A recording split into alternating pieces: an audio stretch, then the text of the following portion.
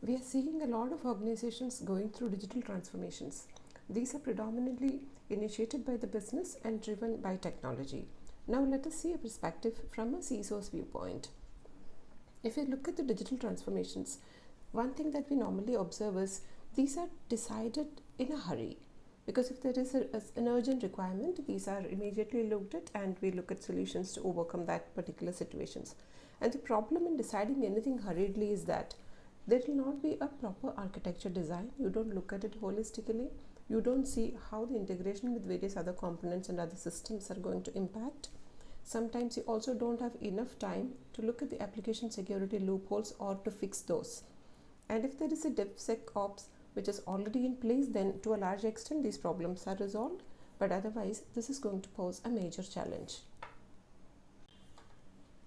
Another issue that we often face is there will be a coexistence of the legacy systems and the new age systems.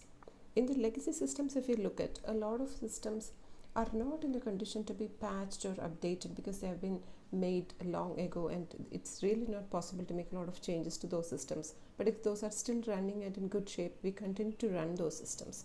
And now you look at a new age system wherein it's all dependent on the digital technologies, and both of these systems are coexisting on the same network. When we know that for legacy systems, a lot of times we go for a risk acceptance, we present it to the risk committee and say that these systems are living with these problems, but we really don't have anything else to do. But does it really serve any purpose? If you look at it that way, accepting the risk by the management helps in some way that, okay, we are acknowledging it, but it's not protecting it from a hacker. So if you are living with a risk like that, and we also have a new age system which is tightly connected, then there is something that we need to consider here. In this case, what I would suggest is if you have systems coexisting like that, then you have a very strict segregation between these two networks. The legacy systems will continue to work the way they used to function, but from these systems, it will not be possible to access the new age systems except through some of the pre-approved modes or ports or certain IP addresses and stuff like that. So that way you segregate the networks from each other, so the vulnerabilities existing in one is not going to impact the other. Sometimes it can also happen that the traffic gets loaded on the network. So if you segregate it, that will also be taken care of. If you look at the security assessments that you usually do, most organizations have a standard checklist or a template to do the security assessments. But we need to be aware of the fact that the security assessments for a legacy system is very different from what is required for a new age system, which is a digital technology.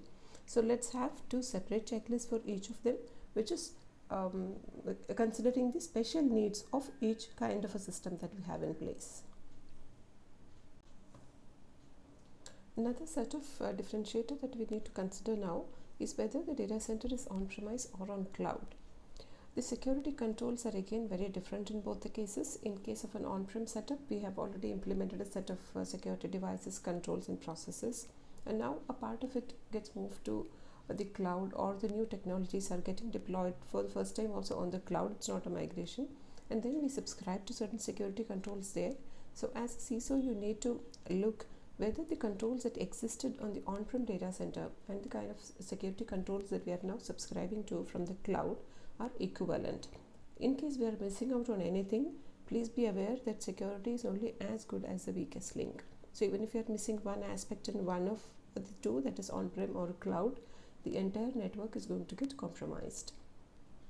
Another point that we should also remember is that the approval flows are different in the on-prem and on the cloud setup, because clouds are meant to be a faster turnaround time setup. You have to make arrangements in such a way that the approvals actually flow through without having to wait for a lot of red tapes or a lot of physical approvals to happen.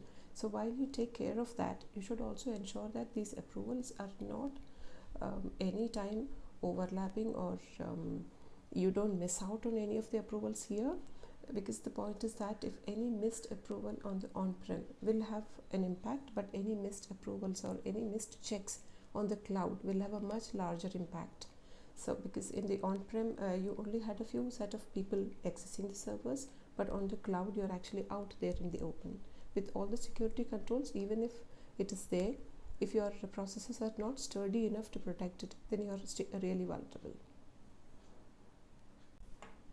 The next point that I would want to touch upon is Are we really looking long term?